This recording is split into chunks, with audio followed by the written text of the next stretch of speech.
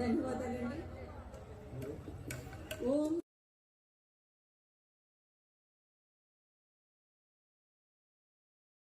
బ్రహ్మోత్సవాల సందర్భంగా నేటి పున్నమి రాత్రి అంగరంగ వైభవంగా సర్వ విఘ్నాలకు విఘ్నమైన వినాయకుణ్ణి ఈ సందర్భంగా ఎటువంటి విఘ్నాలు లేకుండా కార్యక్రమం ఆద్యంతం సర్వ శుభప్రదంగా జరగాలని కోరుతూ మంగళకరమైన సుస్వర ధ్వని మంగళ వాయిద్యంతో ఈనాటి కార్యక్రమాన్ని కుప్పం నుంచి వచ్చిన మూర్తి బృందం వారు శుభకరంగా ప్రతి ఒక్కరికి స్వాగతం పలికారు తమ మంగళ ధ్వనితో.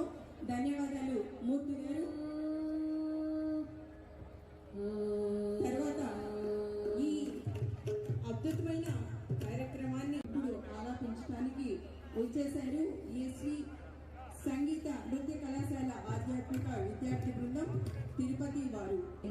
మనకు భవ బోధించి అద్భుత వేద మంత్రం అని రామదాసు ఆనాడు అన్నాడు, రామ నీ నామం ఎంత రుచిరా అంటూ.